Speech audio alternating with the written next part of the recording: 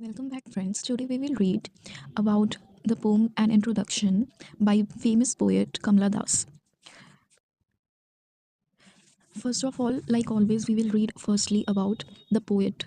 Um, Kamla Das was a groundbreaking Indian poet and author from Kerala, known for her fearless confessional style, exploring female sexuality, identity, and societal constraints in both English and Malayalam. As Madhavi Kutty, a pioneer in Indo-Anglian literature, she challenged patriarchy and taboos, making her intimate experiences of love, longing, and self-discovery universal, establishing herself as an iconic voice for women's empowerment and freedom in Indian writing. Confessional poetry.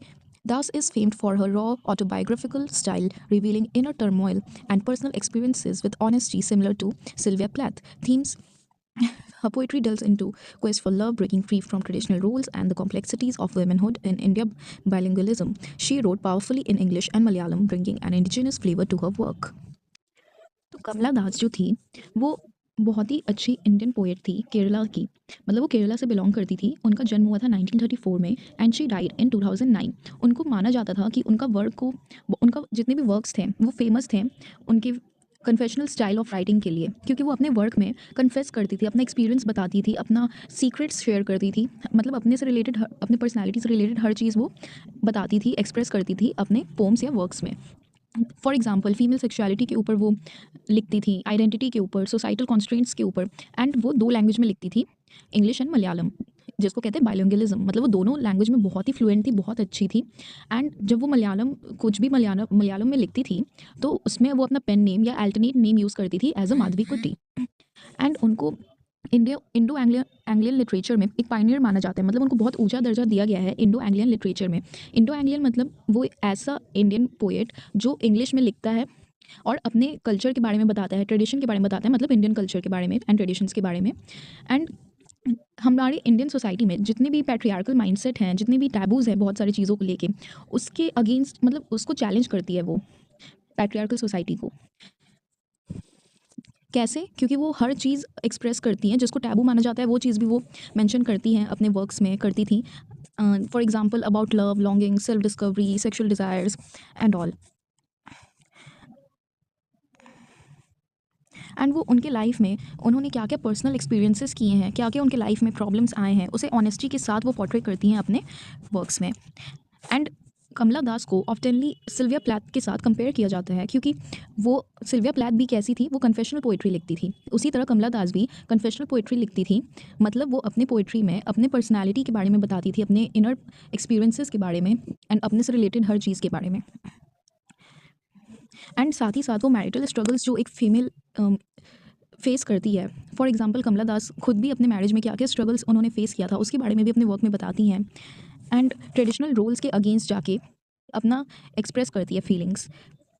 And वो बहुत ही अच्छे से powerfully English and Malayalam में लिखती थी, जिससे कि एक इंडिजिनस फ्लेवर दिखता था उनके वर्क में। मतलब उनका जो नेटिव लैंग्वेज है, उनका जो कल्चर है, ट्रेडिशन है, वो हमेशा वो दिखाती थी अपने वर्क में। Now we will read the title of the poem, which is very important for exam perspective. The poem is deeply personal. By naming it An Introduction, Kamala Das signals that the poem is not just literary, it is autobiographical in nature. She introduces herself as a woman aware of her desires and emotions, a writer struggling against societal and familial expectations, an individual shaped by her own experiences rather than by imposed norms. The title suggests that this is the first glimpse into her life and inner world, almost like meeting her in her own words. The title suggests that the poet is introducing herself to the readers not just as a writer, but as a woman with her own thoughts, feelings, and struggles. ये जो pome है जिसका नाम है introduction, ये बहुत ही personal, deeply personal pome है। And इसका टाइटल इंट्रोडक्शन इसलिए रखा गया क्योंकि कमला दास चाहती थी ये बताना कि ये जो पोएम है वो सिर्फ कोई लिटरेरी वर्क नहीं है, ये सिर्फ एक पोम नहीं है, बल्कि एक ऑटोबायोग्राफिकल है नेचर में। मतलब ये उनसे रिलेटेड स्टोरी है या उनका एक्सपीरियंस है, उनका खुद का थॉट्स है, वो ये बताना चाहती है, इसलिए वो इसका नाम रखती है एन इंट्रोडक्शन। क्योंकि ये इसमें अपने बारे में बता रही है, खुद को इंट्रोड्यूस कर रही है as a self aware women, जिसको अपने बारे में अवेयरनेस है, अपने डिज़ायर्स के बारे में, अपने इमोशंस के बारे में। एंड इस टाइटल के थ्रू वो अपने आप को ऐसे ऐसी वुमेन की तरह इंट्रोड्यूस कर रही है जो वुमेन बहुत ही स्ट्रॉन्ग है, जिसे सोसाइटल या फैमिलियल एक्सपेक्टेशंस से फ़र्क नहीं पड़ता। एंड ऐसी इंडिविजुअल जो जो बहुत कुछ एक्सपीरियंस की अपने लाइफ में एंड किसी भी रूल्स एंड रेगुलेशंस को फॉलो नहीं करती। एंड ये जो टाइटल है एन इंट्रोडक्शन, ये हम हमें हमें बताता है उनके इनर वर्ल्ड के बारे में। फॉर एग्ज़ाम्पल इस टाइटल से जब हम लोग पढ़ते हैं तो इससे पता चलता है, ऐसा लगता है जैसे हम लोग सच में उनसे बात कर रहे हैं या उनसे मिल रहे हैं, क्योंकि इस पोम में उन्होंने सिर्फ़ अपने बारे में बताया है। और ये जो टाइटल इंट्रोडक्शन, इसमें पोएट अपने आप को इंट्रोड्यूस कर रही है रीडर के सामने, not just as a writer. वो एज अ राइटर इंट्रोड्यूस नहीं कर रही है, वो राइटर तो है, बट वो इंट्रोड्यूस कर रही है as a self independent women, जिसका खुद का इंडिपेंडेंट थॉट्स है, फीलिंग्स है, एंड खुद का इनर स्ट्रगल्स भी वो बता रही हैं। I don't know politics, but I know the names of those in power and can repeat them like days of week or names of months beginning with Nehru. I am Indian, very brown, born in Malabar. I speak three languages, write in two, dream in one. Don't write in English, they said. English is not your mother tongue. Why not leave me alone? Critics, friends, visiting cousins, every one of you. Why not let me speak in any language I like? The language I speak becomes mine. Its distortions, its queerness, all mine, mine alone. यहाँ पे कमला दास बता रही हैं first line में कि उन्हें politics के बारे में नहीं पता, but she knows all the names.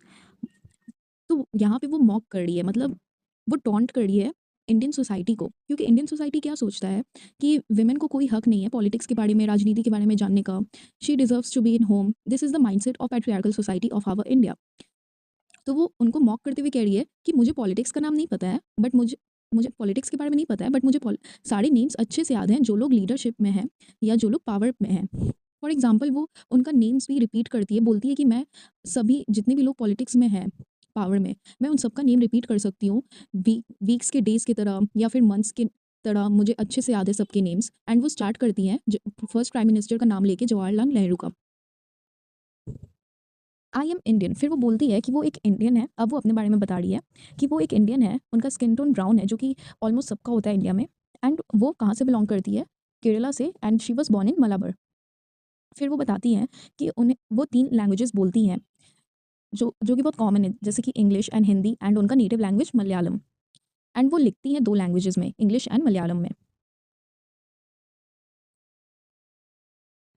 Dreams in one, इसका मतलब है कि वो भले ही अलग-अलग लैंग्वेजेस बोलती है, Hindi, English and all, but वो ड्रीम जो देखती है, वो अपने लैंग्वेजेस में देखती है। लाइक उनका जो नेटिव लैंग्वेज है मलयालम, क्योंकि वो उनका मदर टंग है, एंड उससे वो बहुत ही डीपली रूटेड है, उससे वो अलग नहीं है। इसलिए वो उनका बहुत ही इम्पोर्टेंट लैंग्वेज है, like dream like.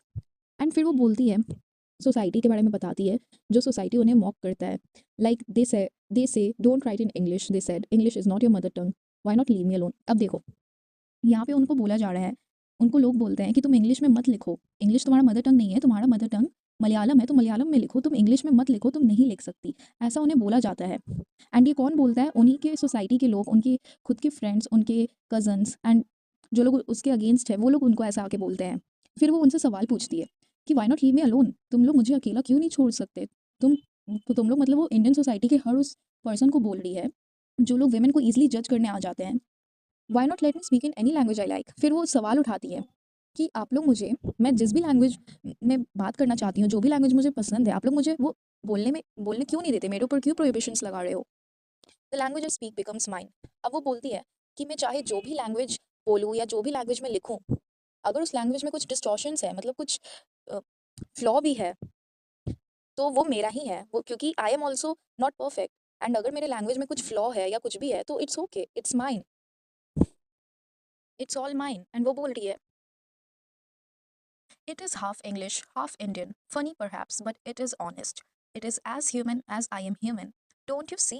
It voices my joys, my longings, my hopes, and it is useful to me as going is to crows or roaring to the lions. It is human speech, the speech of the mind that is here and not there, a mind that sees and hears and is aware, not the deaf, blind speech of trees in storm or of monsoon clouds or of rain or the incoherent mutterings of the blazing funeral pyre. I was child, and later they told me I grew, for I became tall, my limbs swelled, and one or two places sprouted। कि वो जो language बोलती हैं, कमला दास अपने बारे में बता रही है कि वो जो लैंग्वेज बोलती है या जिस लैंग्वेज में लिखती है, वो हाफ इंग्लिश है एंड हाफ इंडियन है। मतलब ये बहुत ही सुनने में बहुत फ़नी लगता है, मतलब बहुत ही ऑड मिक्सचर लगता है, क्योंकि वो दोनों लैंग्वेजेस का यूज़ करती है साथ में, जो कि बहुत ऑड मिक्सचर है। बट वो कहती है कि उनके लिए ये चीज़ नॉर्मल है, क्योंकि ऑनेस्ट है वो किसी से झूठ नहीं बोल रही है, उनके लिए बहुत ही ऑनेस्ट है। एंड जस्ट लाइक ह्यूमन, और क्योंकि वो भी एक ह्यूमन है, एंड वो अपने लैंग्वेज को एज अ आइडेंटिफाई कर रही है खुद को, मतलब वो खुद को इंट्रोड्यूस कर रही है एज अ लैंग्वेज कि मेरा जो लैंग्वेज है इंग्लिश एंड हाफ इंडियन, ऐसे बोल के वो खुद को आइडेंटिफाई कर रही है।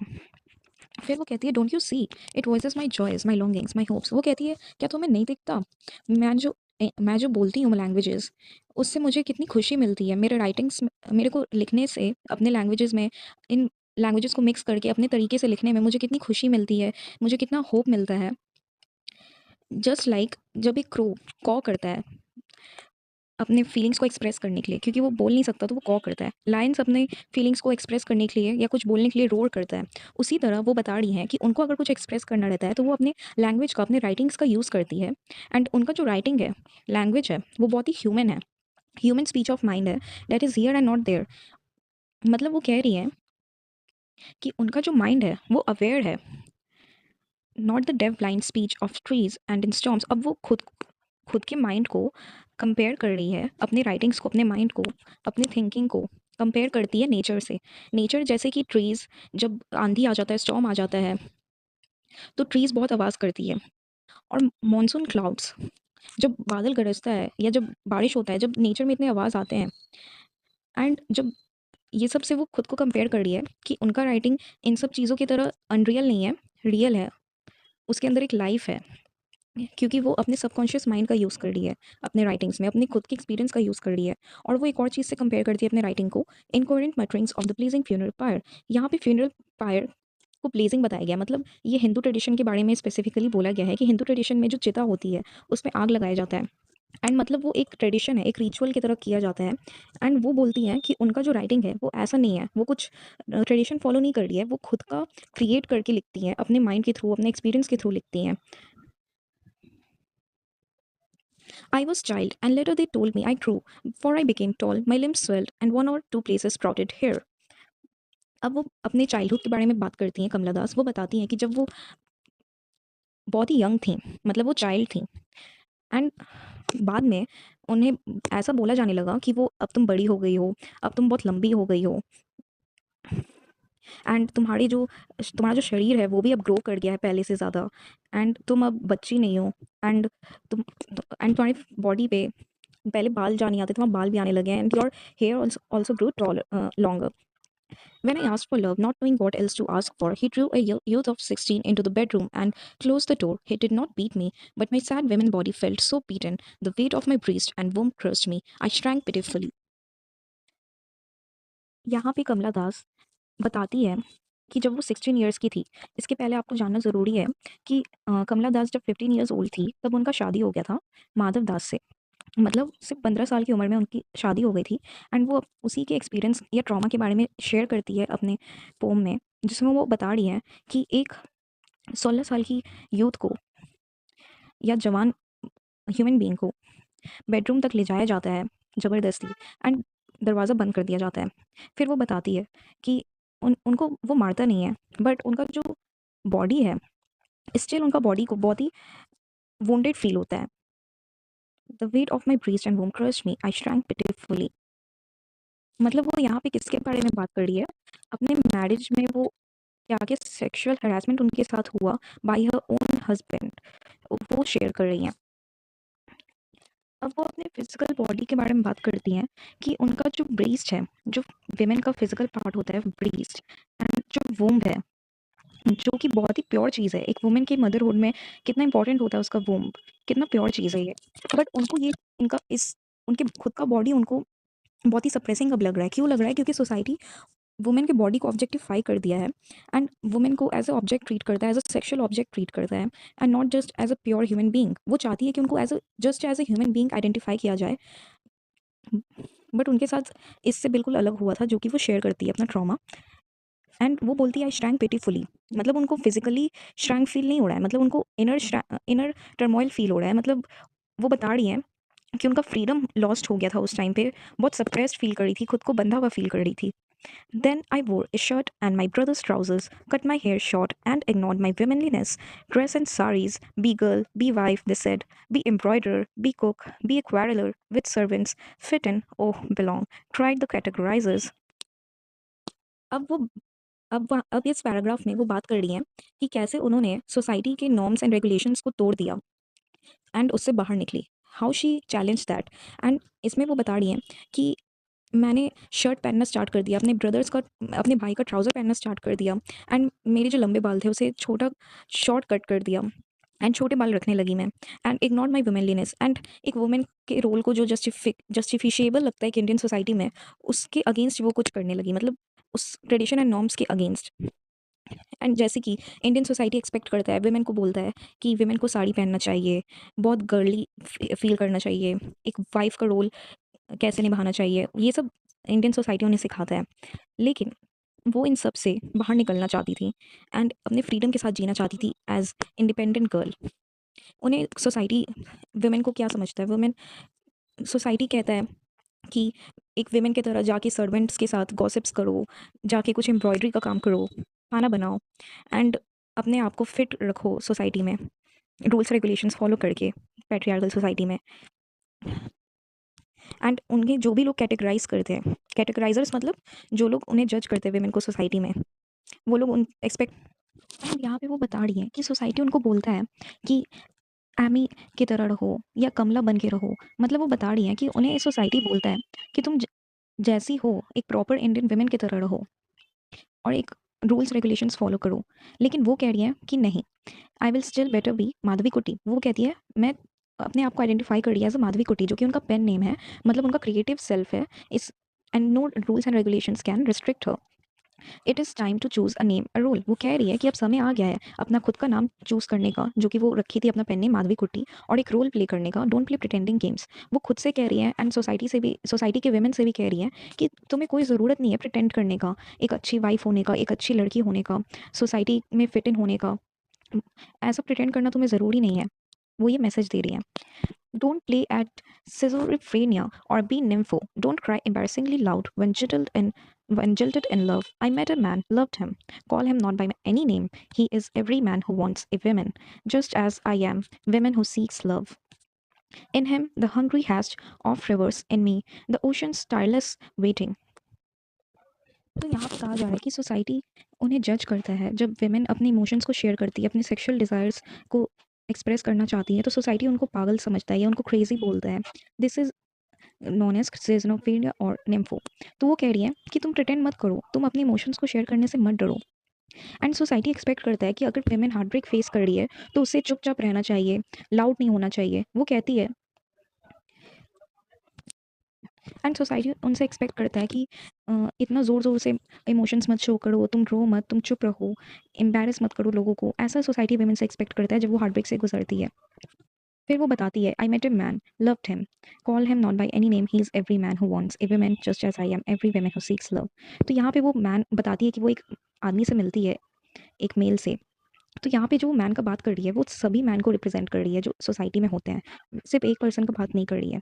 वो बताती है कि एक मेल फिगर का कितना सेक्सुअल डिज़ायर्स होता है उस। तो वो बताती है कि सभी मेल फिगर को एक वुमेन चाहिए होती है अपने लाइफ में। उसी तरह जो वुमेन है वो अपना बात कर रही है, उसे भी लव चाहिए होता है। और वो बताती है जो एक सोसाइटी में सभी मेल फिगर होते हैं उनके अंदर एक लस्ट होता है, मतलब एक हंग्री हैस्ट होता है रिवर्स का, मतलब बहुत इम्पेशेंट काइंड ऑफ एनर्जी होता है उनका। लेकिन वो अपने आप को या फीमेल को रिप्रेजेंट कर रही है कि उनका जो लव है वो ओशन की टायरलेस वेटिंग की तरह है, मतलब बहुत ही प्योर है एंड इनोसेंस वाला लव है जो वो चाहती है एक्सपीरियंस करना। Who are you? I ask each and every one. The answer is it is I. Anywhere and everywhere, I see the one who calls himself I. In this world, he is tightly packed like the sword in its sheath. अब यहाँ पे कमला दास सभी से question करती है and वो बताती है सबसे क्वेश्चन करते हुए, पूछती है कि तुम कौन हो। मैं तुमसे पूछ रही हूँ हर हर इंसान से कि तुम कौन हो। एंड सबका एक ही जवाब होता है that I am this, I am that. सबको ये स्टार्ट करते हैं आई से। तो वो ये नोटिस करती है कि सबका सबको अपना ट्रू आइडेंटिटी पता है, लेकिन वो सोसाइटी के वजह से उसे हिडन रखते हैं। Just like sword in its sheath. आपने देखा होगा एक बड़ा सा स्वॉर्ड होता है, वो एक ऑब्जेक्ट के अंदर होता है, रखा हुआ होता है, मतलब वो छुपा हुआ होता है, उसमें पावर बहुत होती है, पोटेंशियल बहुत होती है, बट वो खुद को हिडन रखता है। उसी तरह सभी ह्यूमन बींग्स स्पेशली women को हिडन रखा जाता है सोसाइटी के प्रेशर की वजह से। वो खुद की आइडेंटिटी को शो नहीं करती हैं। It is who I who drink lonely drinks at 12 midnight in hotels of strange towns. It is I who laugh, it is I who make love and then feel shame. It is I who lie dying with a rattle in my throat. I am sinner, I am sent. I am the beloved and the betrayed. I have no joys that are not yours, no aches which are not yours. I too call myself I. फिर यहाँ पे कमला दास अपने loneliness का बात करती है, अकेलापन का बात करती है। वो बताती है कि मैं भी वही इंसान हूँ। वो खुद को आइडेंटिफ़ाई करती है, मैं भी वही इंसान हूँ, जिसे जो रात को मिडनाइट तक ड्रिंक्स करती है 12 बजे तक, होटल्स में जाती है रैंडमली, रोड्स पे घूमती है एंड बट उनको बाद में इट एंड वो बहुत एन्जॉय करती है अपने लाइफ़ को एंड लव को भी एक्सपीरियंस करती हैं या अपने सेक्सुअल डिज़ायर्स को पूरा करती हैं। बट बाद में सोसाइटी उनको गिल्ट में डाल देता है, उनको गिल्टी फ़ील करवाता है हैप्पीनेस एक्सपीरियंस करने के लिए एंड देन उनको शेम फ़ील होने लगता है इसी कारण से। It is who lie dying with a rattle in my throat. यहाँ पे वो बोल रही हैं कि ह्यूमन डेथ इनएविटेबल है, उसे कोई बदल नहीं सकता। सबके ये सफ़रिंग है, ह्यूमन एक्सपीरियंस में सफ़र करना कॉमन है। I am sinner, I am saint and वो एक्सेप्ट कर रही हैं कि उनके अंदर कितनी भी गलतियाँ हैं, कितनी भी फ्लॉज़ हैं, वो एक्सेप्ट कर रही हैं कि it's okay, I am only a human being, I am the beloved and the betrayed. वो बोल रही है, मैंने भी बाकी ह्यूमन्स की तरह वो सब एक्सपीरियंस किया है, जैसे कि मैंने भी प्यार किया है, मुझे भी धोखा मिला है, बट इट्स ओके। वो एक्सेप्ट कर रही है ये सब कुछ। I have no joys that are not yours, no aches which are not yours, I too call myself I. वो कहती है कि मैं कोई अलग इंसान नहीं हूँ, मैं कुछ यूनिक नहीं हूँ। मैं बाकी लोगों की तरह एक नॉर्मल ह्यूमन बीइंग हूँ, जो कि ह्यूमन्स एक्सपीरियंसेस को फ़ील कर सकती है, एक्सपीरियंस करती है। तो वो चाहती है कि उन्हें अलग फ़ील ना कराया जाए, उन्हें बस as a normal human being treat किया जाए, क्योंकि वो बता रही हैं कि वो भी एक नॉर्मल ह्यूमन बीइंग है बाकी लोगों की तरह। इसलिए वो भी खुद को आई बोल रही हैं, मैं। उनका जो एक्सपीरियंस है, वो यूनिवर्सल है, जो कि सभी ह्यूमन एक्सपीरियंस करते हैं। वैसे ही वो भी सभी फीलिंग्स जैसे कि जॉय, हैप्पीनेस, सैडनेस, वो भी बाकी लोगों की तरह ये चीज़ एक्सपीरियंस करती हैं। उनका जो फीलिंग्स है यूनिवर्सल है, एक्सपीरियंस यूनिवर्सल है एंड जो कि बहुत ही नेचुरल चीज़ है सभी ह्यूमन बीइंग्स के लिए। Okay, last point, we will see the main themes of the poem and introduction. The first theme is identity and self-expression. The poet explores her own identity as a woman and a writer, rejecting societal labels and asserting her individuality. तो पहला theme होगा identity का and self expression का, क्योंकि यहाँ पे जो poet है वो खुद के आइडेंटिटी का बात कर रही है, अपने आइडेंटिटी को एक्सप्लोर कर रही है as a women and as a writer both. And वो किसी भी सोसाइटी के लेबल्स को या सोशल रिस्ट्रिक्शंस को रिजेक्ट कर रही है, उसके अगेंस्ट जाके अपनी फीलिंग्स को एक्सप्रेस कर रही है, अपनी इंडिविजुअलिटी को, अपने व्यक्तित्व का बात कर रही है। Second theme is freedom versus operation. यहाँ पे वो डिस्कस कर रही है कि विमेन के ऊपर कितने सारे रिस्ट्रिक्शंस, रूल्स, रेगुलेशंस लगाए जाते हैं एक पैट्रियार्कल इंडियन फैमिली सोसाइटी में एंड कितने सारे रोल्स विमेन को दिए जाते हैं, उनसे अनरियलिस्टिक एक्सपेक्टेशंस रखा जाता है कि तुम्हें ये भी करना है, वो भी करना है। And third themes is feminism and gender inequality. And इस पोएम के थ्रू ये भी दिखाया गया है कि पैट्रियार्कल सोसाइटी में कितना कंट्रोल होता है मेल फिगर्स का वुमेन के ऊपर एंड वुमेन को कितना स्ट्रगल करना पड़ता है इक्वालिटी के लिए, मतलब वुमेन एंड मेल को इक्वल ट्रीट नहीं किया जाता। Language and writing as liberation. Fourth theme है लैंग्वेज का एंड राइटिंग का एज अ लिबरेशन। मतलब कमला दास जो है वो यहाँ पे बता रही हैं कि राइटिंग कितना पावरफुल है, लैंग्वेज कितना पावरफुल है, क्योंकि इसकी मदद से वो अपना एक्सपीरियंस को एक्सप्रेस कर सकती है, अपने पर्सनल एक्सपीरियंस को और अपने बारे में बता सकती है लोगों को। एंड इससे क्या होता है, उनको एक sense of freedom and liberation feel होता है। Fifth theme is rebellion and non conformity. इसका मतलब है कि कमला दास कोई भी कंफर्मिटी फॉलो नहीं करती, मतलब सोसाइटी उनसे क्या एक्सपेक्ट करता है, क्या उन्हें रोल प्ले करने को बोलता है, वो ये सब रिजेक्ट कर देती है कि कैसे वुमेन को बिहेव करना चाहिए, कैसे रहना चाहिए, क्या रूल्स फॉलो करना चाहिए, ये सबको वो रेबेल कर रही है, चैलेंज कर रही है। And last theme is colonial influence and cultural conflict. यहाँ पे बहुत ही शॉर्ट डिस्क्रिप्शन दिया गया है जिससे हमें पता चलता है कॉलोनियल इन्फ्लुएंस क्या है इंडिया पे, मतलब स्पेशली इन लैंग्वेज। क्योंकि इंडिया जब इंडिपेंडेंट हुआ था तब लिखना स्टार्ट की थी कमला दास अपना पोम एंड वो इंग्लिश, हिंदी, मतलब दोनों लैंग्वेजेस उनको मिक्स करके लिखती थी या मलयालम में। तो इससे क्या होता था, लोग उनको जज कर देते हैं कि ये तो कॉलोनियल लैंग्वेजेस में लिख रही है, ये तो वेस्टर्न लोगों का लैंग्वेज है, इसे नहीं लिखना चाहिए या इस लैंग्वेज को नहीं बोलना चाहिए। बट वो इस चीज़ को भी रिजेक्ट करती है